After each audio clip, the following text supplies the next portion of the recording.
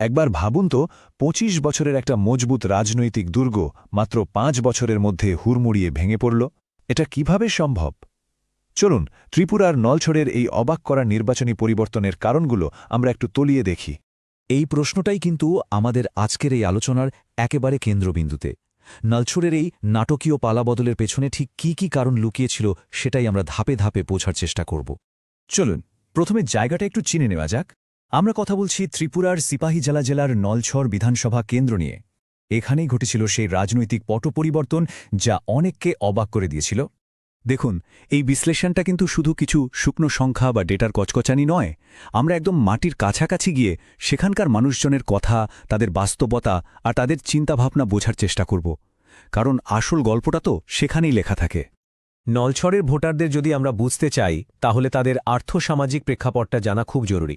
এটি মূলত একটি গ্রামীণ এলাকা যা তফসিলি জাতিদের জন্য সংরক্ষিত। এখানকার বেশিরভাগ মানুষের জীবন চলে কৃষি আর ছোটখাটো ব্যবসা বাণিজ্যের ওপর নির্ভর করে, যা তাদের রাজনৈতিক সিদ্ধান্তকেও কিন্তু গভীরভাবে প্রভাবিত করে। নলছড়ের ভোটারদের মধ্যে দুটো বিষয় কিন্তু বেশ চোখে পড়ার মতো, যা তাদের অন্যদের থেকে আলাদা করে তোলে। প্রথমত, প্রায় ১০০% সাক্ষরতার হার, আর দ্বিতীয়ত, প্রতিটা নির্বাচনে প্রায় ৯৫% ভোটদান। এর মানে কি দাঁড়ায়? এর মানে হল এখানকার মানুষ অত্যন্ত রাজনৈতিকভাবে সচেতন এবং সক্রিয়। তো চলুন এবার আমরা বিশ্লেষণের গভীরে যাই। কিভাবে একটা দুর্ভেদ্য দুর্গ, যা একসময় এক দলের শক্ত ঘাঁটি ছিল, তা হঠাৎ করেই একটা হাড্ডাহাড্ডি লড়াইয়ের ময়দানে পরিণত হল। এর পেছনের কারণগুলো কি ছিল? এই বদলের পেছনে সবচেয়ে বড় চালিকাশক্তি ছিল রাজনৈতিক লড়াইয়ের মুখটাই পুরোপুরি পাল্টে যাওয়া। যেখানে আগে মূল প্রতিদ্বন্দ্বিতাটা ছিল সিপিআইএম এবং কংগ্রেসের মধ্যে, ২০১৮ সালের পর সেই জায়গাটা পুরোপুরিভাবে নিয়ে নেয় বিজেপি। এই সমীকরণ বদলই ছিল খেলার মোড় ঘুরিয়ে দেওয়ার প্রথম ধাপ। মাত্র একটা সংখ্যা, কিন্তু এটাই পুরো গল্পটা বলে দেয়। ১৩%। ভাবা যায়, ২০১৩ থেকে ২০১৮ এই ৫ বছরের মধ্যে ক্ষমতাসীন দলের ভোট শেয়ার কমে গিয়েছিল প্রায় ১৩%। এটা একটা রাজনৈতিক ভূমিকম্পের থেকে কম কিছু নয়। চলুন তাহলে গত কয়েকটি নির্বাচনের ফলাফল ধরে ধরে এই পরিবর্তনের ধারাটা বোঝার চেষ্টা করা যাক। কারণ সংখ্যাগুলো কিন্তু মিথ্যে বলে না, বরং সময়ের সাথে সাথে ঘটে যাওয়া পরিবর্তনের আসল গল্পটা তারাই আমাদের বলে দেবে। এই টাইমলাইনটা দেখুন, একটা রাজনৈতিক দুর্গের উত্থান আর পতনের গল্পটা কি পরিষ্কারভাবে ফুটে উঠছে। ১৯৯৩ সাল থেকে যে আধিপত্য শুরু হয়েছিল, ২০১৩তে এসে তা ২২%রও বেশি ভোটের বিশাল ব্যবধানে জয়ের মাধ্যমে চূড়ায় পৌঁছায়। মনে হচ্ছিল এই দুর্গ ভাঙা প্রায় অসম্ভব। আর ঠিক তার ৫ বছর পরে ২০১৮তে মাত্র ৪৫১ ভোটের সামান্য ব্যবধানে হার। পরিবর্তনটা ছিল অত্যন্ত আকস্মিক এবং নাটকীয়। এই টেবিলের সংখ্যাগুলো দেখুন, পরিবর্তনের তীব্রতা আরও পরিষ্কার হয়ে যাবে।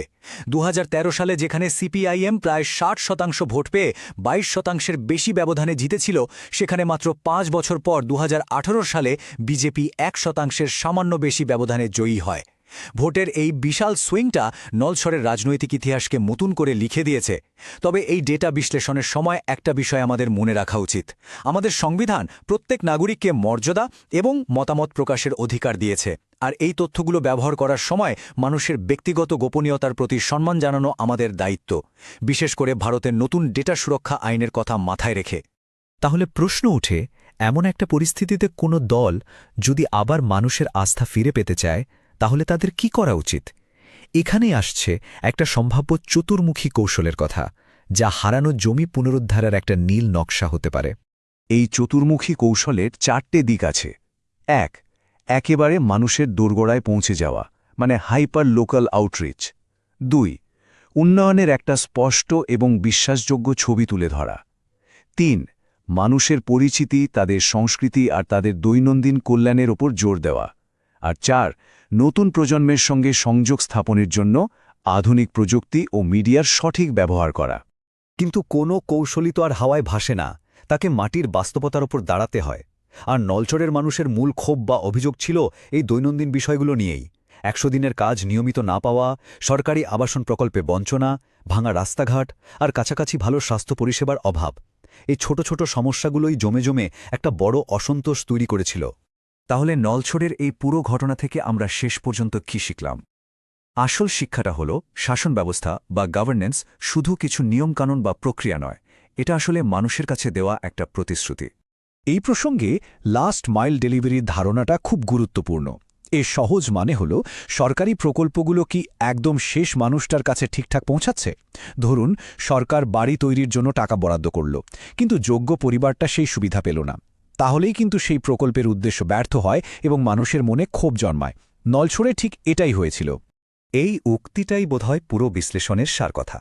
এটা খুব স্পষ্টভাবে বলে দেয় যে দীর্ঘমেয়াদী রাজনৈতিক সাফল্যের জন্যে অর্থ বা লোকবলের চেয়েও অনেক বেশি জরুরি হল মানুষের বিশ্বাস অর্জন করা। কারণ দিন শেষে রাজনীতি হল জনসাধারণের সেবা।